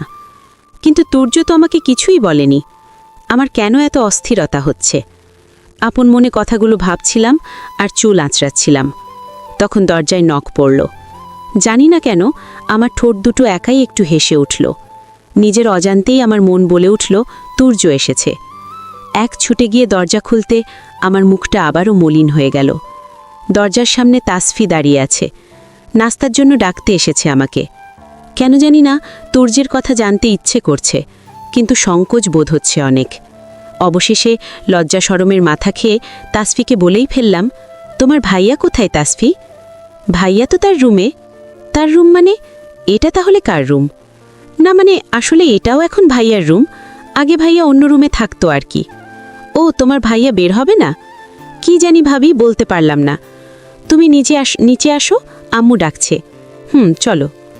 তুর্য তার আগের ঘরে কার সাথে কথা বলছিল রাতে? কেন যেন মনে হচ্ছে এবাড়ির সবাই আমার কাছে কিছু লোকাচ্ছে। তুর্যর বড় কোনো রহস্য আছে, কিন্তু কি? রান্নাঘরে দাঁড়িয়ে আছে তুর্য, হাতে ছোট একটা প্যাকেট যার ভিতর পাউডার জাতীয় কোনো একটা দ্রব্য আছে। সবার জন্য পায়েস বাটিতে তুলে রাখা ছিল, সেখানের একটা বাটিতে প্যাকেটে রাখা পাউডারটা মিশিয়ে দিল তুর্য। তুর্যের চোখ মুখ চিকচিক করছে, তুর্যের মুখে লেগে আছে ভিলেন হাসি। তুর্যের ইশারায় বাড়ির সার্ভেন্ট ঔষধ মিশানো পায়েসের বাটিটা হিরিকে দিয়ে দিল। তুর্য ডাইনিংয়ের পাশে দাঁড়িয়ে সবটা দেখছে। খাওয়া শেষে একজন সার্ভেন্ট পায়েস দিয়ে চলে গেল। পায়েসটা খাওয়ার একদম ইচ্ছে আমার ছিল না, কিন্তু আম্মু বারবার বলায় খেয়ে নিলাম। নাস্তা করার সময়ও তুর্যের দেখা পাইনি। রুমে এসে রুমের প্রতিটা জিনিস খুঁটে খুঁটে দেখছি, উদ্দেশ্য সময় পাস করা। কিন্তু সময় যত যাচ্ছে আমার অস্থিরতা আরও বাড়ছে। তুর্যকে দেখতে ইচ্ছা করছে ভীষণ। হঠাৎ আমার গা গলিয়ে উঠে বমি হলো। একবার না, বেশ কয়েকবার হলো। এখন অবস্থা এমন যে আমি আর নড়তেও পারছি না, বিছানায় পড়ে আছি, অনেকটা নিস্তেজ হয়ে পড়েছি। তখনই তুর্য ঘরে এলেন। তাকে দেখে এবার আমার ভীষণ রাগ হলো। সকাল থেকে তাকে খুঁজছি, আর সেই কিনা একবারও আমার সামনে আসেনি। তুর্য আমার এই অবস্থা দেখে আমাকে কোলে তুলে নিয়ে কোথায় যেন যেতে লাগলো। শরীরে শক্তি নেই তার সাথে ঝগড়া করার, তাই কিছু বললাম না। হাসপাতালের বেডে শুয়ে আছি, ডাক্তার দেখছেন। তুর্য আমার পাশেই দাঁড়িয়ে আছে। ডাক্তার নার্সকে বলছেন ব্লাড নেওয়ার জন্য, কিন্তু আমার তো ফুড পয়জনিং হয়েছে মাত্র, তাহলে ব্লাড নিতে হবে কেন? ডাক্তার সাহেব কিছুটা হলেও তোমার থেকে ভালো বোঝেন, তাই নিবে, কিন্তু ব্লাড নিতে হলে তো ইনজেকশন দিতে হবে। কেন, ভয় পাও বুঝি? তুর্যের কথাটায় আমার ইগোতে লেগেছে। আমি কি বাচ্চা নাকি যে ভয় পাবো? ডাক্তার, আপনার যতবার ইচ্ছা ব্লাড নেন, আমি ভয় পাই না। টেস্ট করতে দিয়ে কিছু মেডিসিন নিয়ে বাড়ি ফিরে এলাম। সারাটা বিকেল ঘুমিয়ে থেকে সন্ধ্যায় চোখ মিলতে দেখি তুর্য আমার মাথার কাছে বসে আছে। নেশা ধরনের চোখে আমার দিকে তাকিয়ে আছে সে। তার চোখ দুটো আমাকে কিছু বলতে চাইছে মনে হচ্ছে, কিন্তু এই ভাষাটা আমি পড়তে পারছি না। তবুও তাকিয়ে আছি তার দিকে। জানি না কতক্ষণ তাকিয়েছিলাম এভাবে। হঠাৎ তুর্য উঠে সেখান থেকে চলে গেলেন। কোথায় গেল দেখার জন্য আমিও তার পিছনে গেলাম। কাল রাতে সেই ঘরটাতে গিয়ে নিজেকে বন্দি করে নিলেন সে। আমি বেশ কিছুক্ষণ সেই ঘরটার বাইরে দাঁড়িয়ে রইলাম। কালকের মতো কথার শব্দ আছে, কিন্তু বোঝা যাচ্ছে না। আমার জানার অনেক আগ্রহ হচ্ছে, ওই ঘরে কি আছে যার সাথে তুর্য ঘন্টার পর ঘন্টা কথা বলে।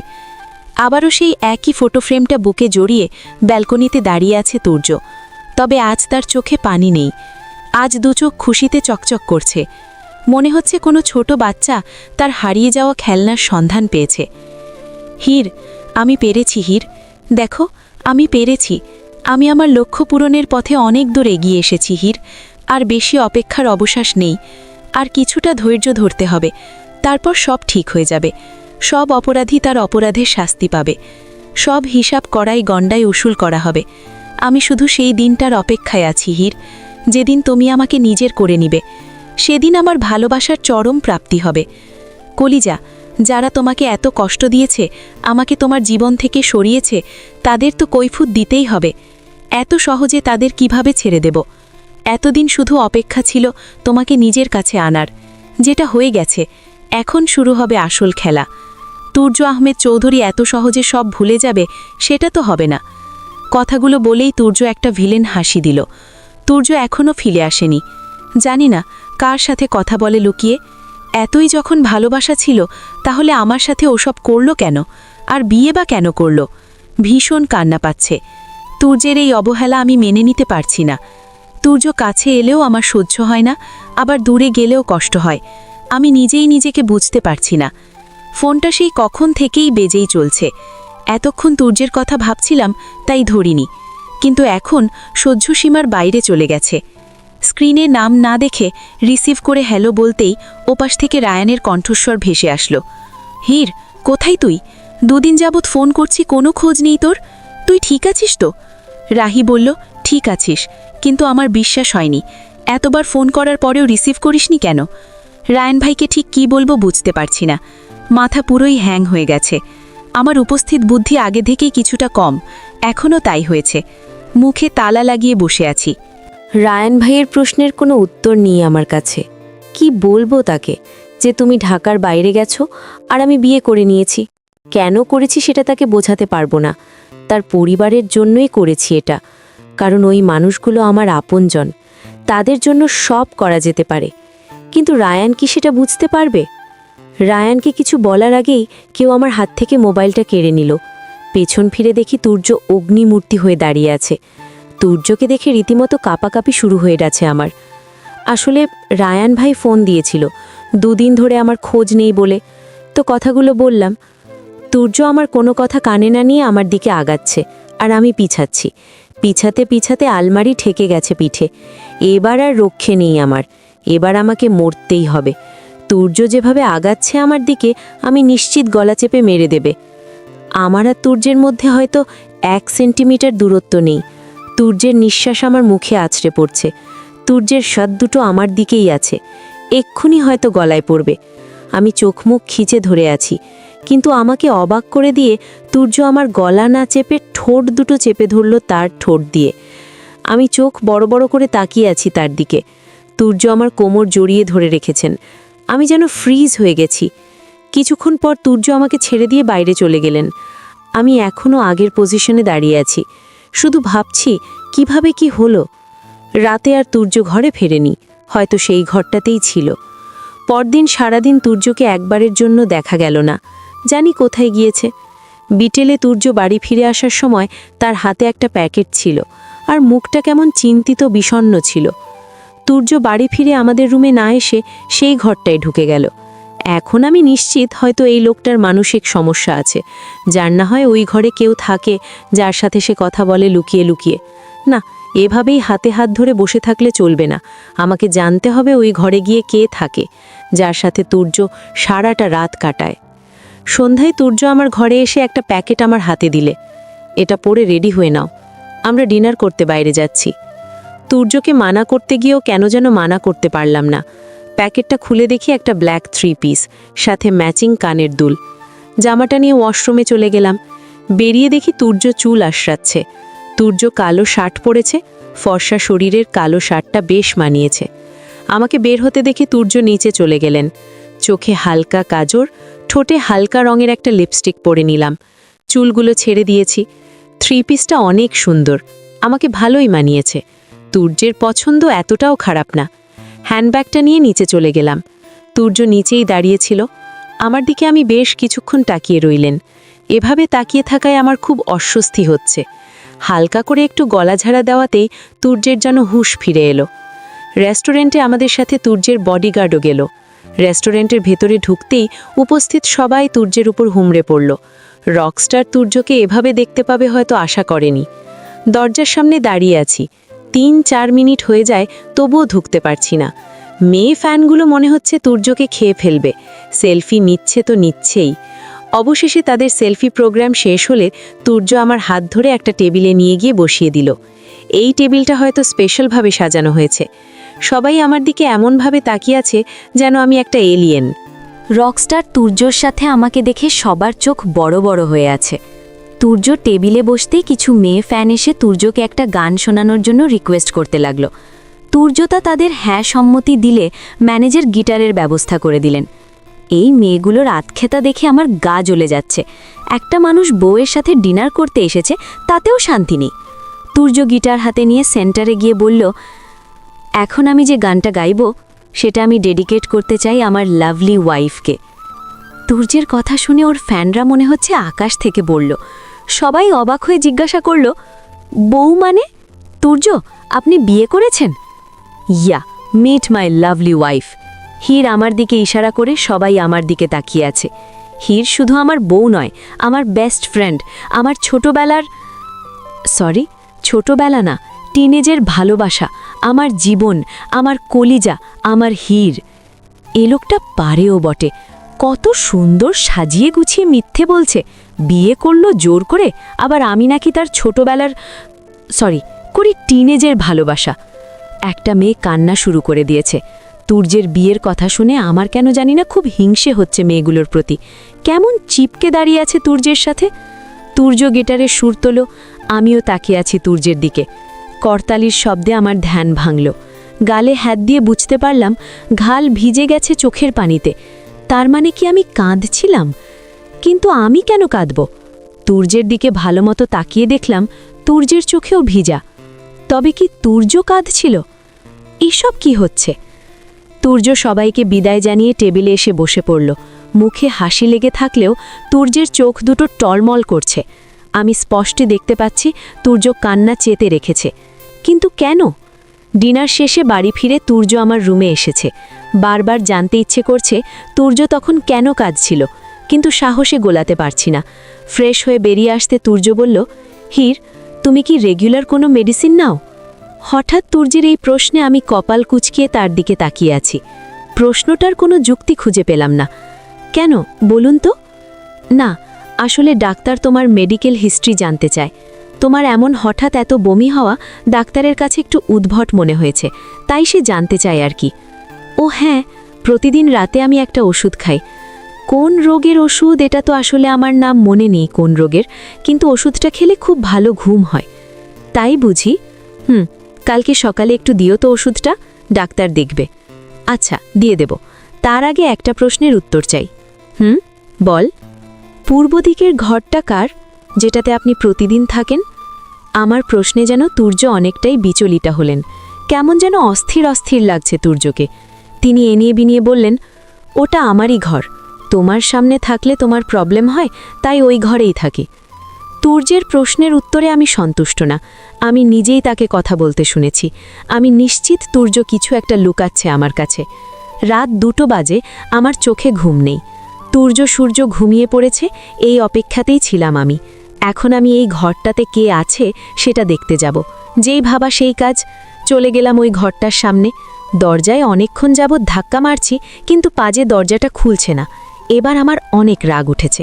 শেষবারের মতো জোরে একটা ধাক্কা দিলাম। ধাক্কাটা জোরে থাকায় দরজাটা খুলে গেল, কিন্তু ব্যালেন্স করতে না পেরে আমি মেঝেতে পড়ে গেলাম। উঠে দাঁড়িয়ে সুইচবোর্ড খুঁজতে লাগলাম। ভাগ্যক্রমে পেয়েও গেলাম। লাইট জ্বালিয়ে পেছন দিকে ঘুরতেই আমি আশ্চর্য হয়ে গেলাম। পুরো ঘর ভর্তি আমার আর তুর্যের ছবি। আমার ছবি বেশি, তুর্যের সাথে ছবি আসে বেশ কয়েকটা। কিন্তু প্রশ্ন হলো, আমি তো এই ছবিগুলো কখনোই তুলিনি। তাহলে এগুলো কিভাবে এলো? আমার ছবিগুলো যদি লুকিয়েও তোলা হয়, তাহলে তুর্যের সাথে ছবিগুলো কিভাবে সম্ভব? তুর্যের সাথে কখনোই এভাবে ছবি তুলিনি আমি।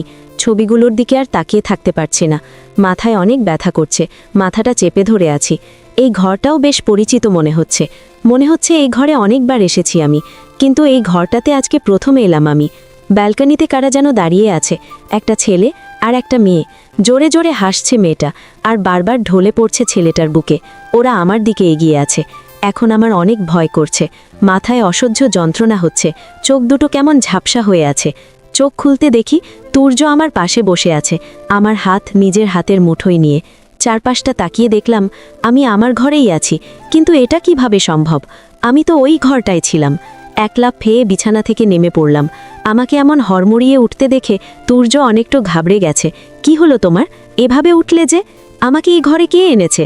আমি তো ওই ঘরটাতে ছিলাম। এই ঘরে কে এনেছে মানে? এটা তোমার ঘর। তুমি কি ভুলে গেছো তুমি এ ঘরেই থাকো? আমি কিছু ভুলিনি। আমার এটাও ভুলিনি যে কাল রাতে আমি ওই পূর্ব দিকের ঘরটাতে গিয়েছিলাম। কিন্তু আমি এখানে কিভাবে এলাম? আর ওই ঘরে আমার ছবি কি করে এলো? কিসব আবল তাবল বকছো? তুমি এ ঘরে ঘুমিয়েছিলে রাতে, আর এখন উঠেছ? না, আপনি মিথ্যে বলছেন। এবারে সবাই আমাকে মিথ্যে বলেছে। আপনারা আমার কাছে অনেক কিছু লুকিয়েছেন। শান্ত হও হীর, কিছু লুকাইনি আমরা। তোমার স্ট্রেস হয়েছে, আর কিছুই না। আমি প্রমাণ করছি, চলো আমার সাথে। হীর, স্টপ। দাঁড়াও হীর, না, আজকে আমি সব জেনেই ছাড়ব। ওই ঘরটাতে আমার আর আপনার ছবি কোথা থেকে এলো? আপনি আমার এত কাছে কবে এলেন? আমার সব জানতে হবে। এগুলো ভ্রম তোমার হীর, এগুলো সত্য নয়। আপনি দরজাটা খুলুন। ধাক্কা দিতেই দরজাটা একাই খুলে গেল, কিন্তু ভেতরে ঢুকতেই আমি আরেক দফা আশ্চর্য হলাম। ঘরে আমার একটাও ছবি নেই, যা কয়েকটা আছে তুর্যের একার। আমি পুরো রুম তন্ন তন্ন করে খুঁজলাম, কিন্তু আমার একটাও ছবি পেলাম না। এবার কেমন জানি নিজেকেই পাগল পাগল মনে হচ্ছে। তার মানে কি আমি সবটাই স্বপ্ন দেখেছিলাম, নাকি যা দেখেছিলাম সত্যি ছিল? এই ছেলেটার মেয়েটা সবাই কি আমার ভ্রম ছিল? আবারও মাথাটা ভারী ভারী মনে হচ্ছে, চোখ দুটো ঝাপসা হয়ে আছে, মনে হচ্ছে জ্ঞান হারাচ্ছি। বিছানায় শুয়ে আছে হীর, পাশে তুর্য বসে আছে, আর ডাক্তার হীরকে দেখছেন। তুর্য, তোমার ছবিগুলো আগে সরিয়ে নেওয়া উচিত ছিল। হীর ছবিগুলো না দেখলে এমন হাইপার হতো না। আসলে ডক্টর, আমি ভাবিনি যে হীর রাতে ওই ঘরে যাবে চেক করার জন্যে। ভালো তো মাঝরাতে আমার ঘুম ভেঙে যায়, হীরকে ঘরে না পেয়ে খুঁজতে খুঁজতে ওই ঘরে গেলে দেখি হীর অজ্ঞান হয়ে পড়ে আছে। হীর এখন স্বাভাবিক নেই তুর্য, তোমার এটা বুঝতে হবে। ওই মেডিসিনগুলো হীরের অনেক ক্ষতি করেছে, এজন্য ওরা তোমার ছবিগুলো দেখে ও জ্ঞান হারিয়ে ফেলেছে। আমি আজই ধারণা করেছিলাম হীরের স্মৃতিশক্তির লোপ পাওয়ার পিছনে অ্যাক্সিডেন্ট না, অন্য কোনো কারণ রয়েছে, কিন্তু কেউ এত নিখুঁত প্ল্যানিং করে আমার হীরকে আমার কাছ থেকে দূরে সরিয়ে দেবে ভাবতে পারিনি। এগুলো মনে করে কষ্ট পেও না, যা হবার হয়ে গেছে। এখন হীরকে সুস্থ করাটাই আসল। যে ওষুধটা হীর প্রতিদিন নিত, ওটা আমি পাল্টে এর জায়গায় অন্য ওষুধ দিয়ে দিয়েছি। ওই ওষুধটা হীরের স্মৃতি ফিরিয়ে আনবে আর হীরকে স্বাভাবিক করে তুলবে। ধন্যবাদ ডক্টর, আপনার এই উপকার আমি কখনোই ভুলতে পারবো না। এটা আমার দায়িত্ব ছিল ইয়াংম্যান। হীরকে ঘুমের ওষুধ দেওয়া হয়েছে। তুর্য সেই ঘরটাতে গিয়ে আলমারি থেকে একটা ফটো অ্যালবাম বের করল। প্রথম ছবিটিতে একটা কিশোর ছেলের কোলে একটা 2 বছরের মেয়ে বসে আছে। ছবিটা দেখে দুর্য হেসে ফেলল। অ্যালবামটা বিছানায় রেখে দিয়ে একটা সিগারেট ধরিয়ে ব্যালকনিতে গিয়ে দাঁড়ালো তুর্য। সিগারেটের ধোঁয়ার সাথে মিশে অতীতের স্মৃতিগুলো ভেসে আছে চোখের সামনে। তুর্যর বাবা তিয়াজ চৌধুরীর একমাত্র বেস্ট ফ্রেন্ড সিরাজ মাহমুদের মেয়ে হীর, যখন 9 বছর বয়স তখন হীরের জন্ম হয়। ছোট্ট হীরকে হাসপাতালে সবার আগেই কোলে তুলে নিয়েছিল তুর্য। হীরের নামটাও তুর্য রেখেছিল। সিরাজ মাহমুদ অনাগত মেয়ের নাম সায়নী রাখতে চেয়েছিলেন, কিন্তু তার মেয়ের হবু জামাই নিজের বউয়ের নাম নিজেই রেখে দিয়েছিলেন। এ নিয়ে অবশ্য দুই পরিবারেই খুশি ছিল। হাসপাতাল থেকে যেদিন হীরকে বাড়ি নেওয়া হচ্ছিল, সেদিন তুর্য জিদ করেছিল তার বউকে সে তার সাথে নিয়ে যাবে। তুর্য তখন ছোট থাকায় বউ বা বিয়ে জিনিসটা বুঝত না, কিন্তু সেই ছোট্ট হীরে মায়ায় পড়ে গিয়েছিল সে। সেই মায়া সময়ের সাথে সাথে কখন যে ভালোবাসায় পরিণত হয়েছে কে জানে। হীরের বয়স যখন 9 বছর, সে তখনও পুতুল খেলে। ভালোবাসা, বিয়ে, স্বামী এসব তার কাছে ভারী ভারী শব্দ মাত্র। কিন্তু তুর্য তখন নিজের কিশোর ফেলে মাত্রই যৌবনে পা রেখেছে। সেসব জানে, সব বোঝে ভালোবাসা কী জিনিস। 9 বছরের একটা বাচ্চা মেয়ের জন্য তার মন কাঁদে। হীরকে না দেখে একদিনও থাকাও তার কাছে ভীষণ কষ্টের। হীরকে দেখার লোভ সামলাতে না পেরে প্রতিদিন হীরের স্কুলে গিয়ে দাঁড়িয়ে থাকত তুর্য। স্কুল ছুটি হলে হীরকে নিয়ে ঘুরতে যাওয়া, রাতভর হীরের কথা ভাবা যেন তুর্যের প্রতিদিনকার রুটিনে পরিণত হয়েছিল। ফলশ্রুতিতে তুর্যের পড়ালেখা অনেক হ্যাম্পার হচ্ছিল। রেজাল্টও খারাপ হয়। তিয়াজ চৌধুরী ভীষণ রাগী মানুষ হওয়াতে তিনি এটা মানতে পারেনি। সিদ্ধান্ত নেওয়া হলো তুর্যকে লন্ডন পাঠিয়ে দেওয়া হবে হায়ার স্টাডিজের জন্য। বাকি সবাই মানলেও মানতে পারেনি তুর্য আর হীর। হীর ছোট থাকলেও আদর জিনিসটা সেও বুঝত। তুর্যকে অসম্ভব ভালোবাসত আর আদর করত। যা চাইত সব ইচ্ছা তুর্য পূরণ করত। তুর্য কিছুতেই হীরকে ছেড়ে যেতে রাজি হয়নি। তার ভয় ছিল হয়তো হীর বড় হওয়ার সাথে সাথেই তাকে ভুলে যাবে। তুর্যের অনেক আকুতি মিনতি করার পর দুই পরিবারে মিলে ঘরোয়াভাবে তুর্য আর হীরের আক্ত করিয়ে রাখল। যদিও এত ছোট বয়সে বিয়ের কোনো ভিত্তি নেই, কিন্তু তুর্যের কাছে কবুল পড়াটা ওর জীবনের সবচেয়ে বড় সত্যি ছিল। আগের দিন হীর একটা লাল লেহেঙ্গা আর 2 বেনুনি করে সারা বাড়ি দৌড়েছিল। তুর্য মন থেকে হীরকে বউ বলে মেনে নিলেও হীর কবুল বলেছিল খেলা ভেবে। 2 মাস পর তুর্য যাওয়ার দিন হীর তুর্যকে জড়িয়ে ধরে সে কি কান্না হীরের।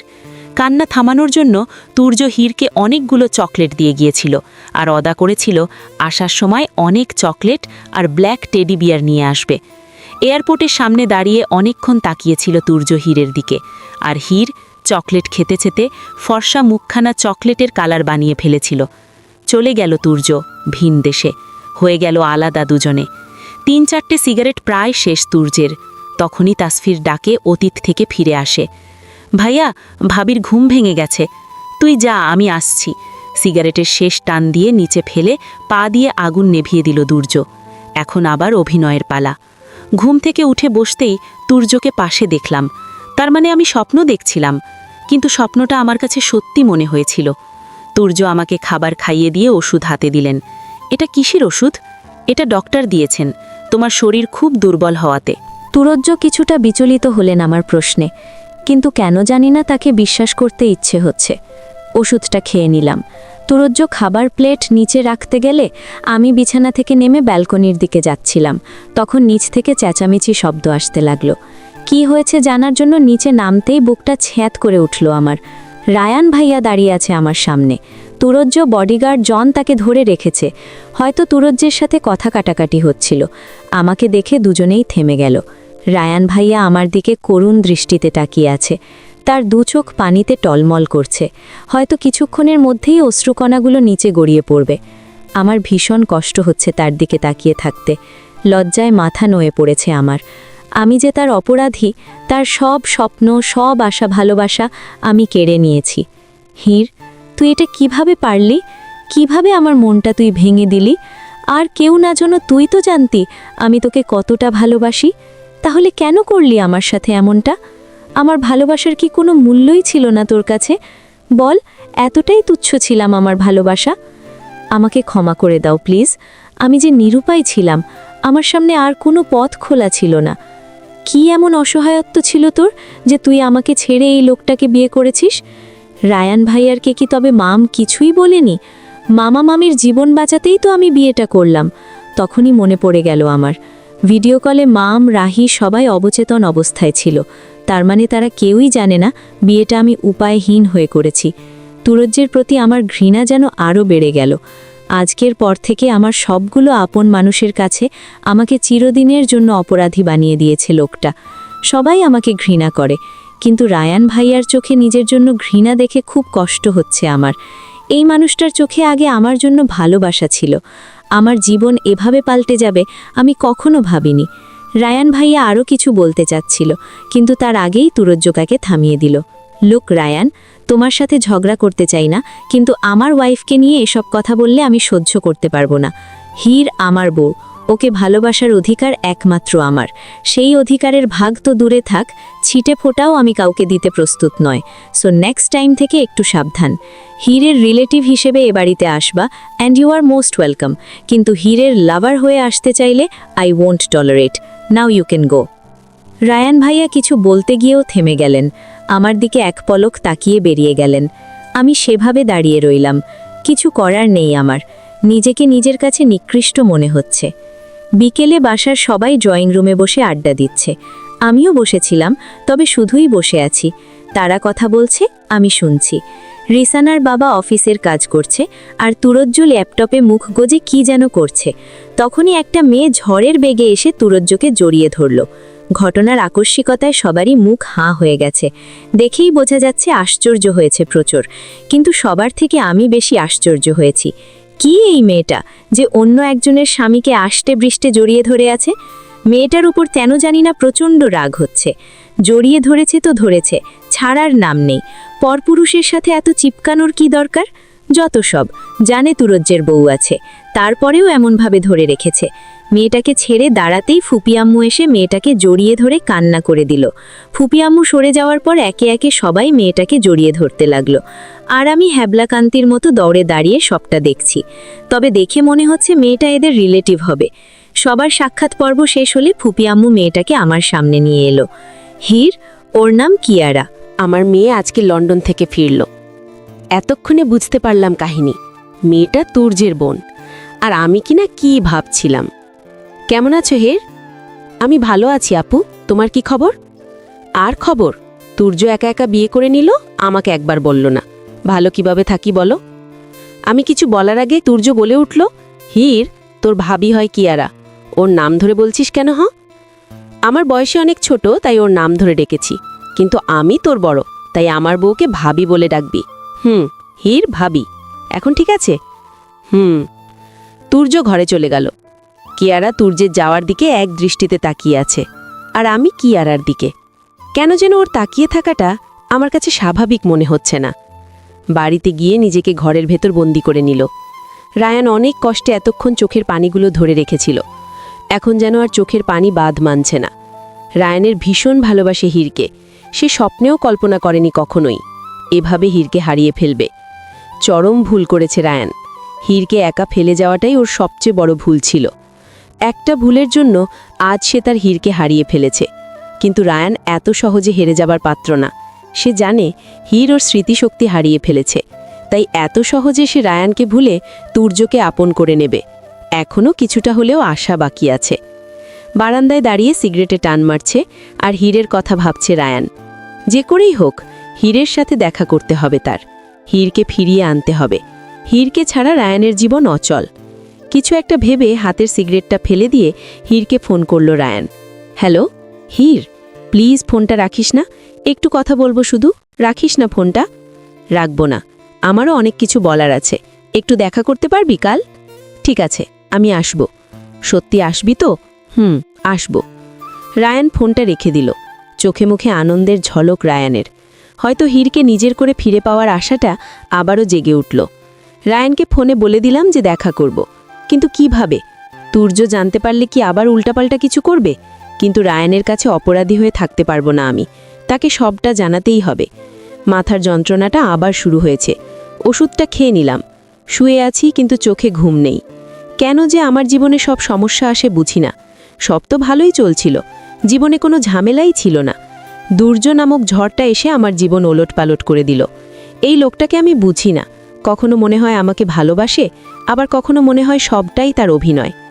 অনেক রাত হয়েছে, তুর্য এখনও ঘরে ফেরেনি।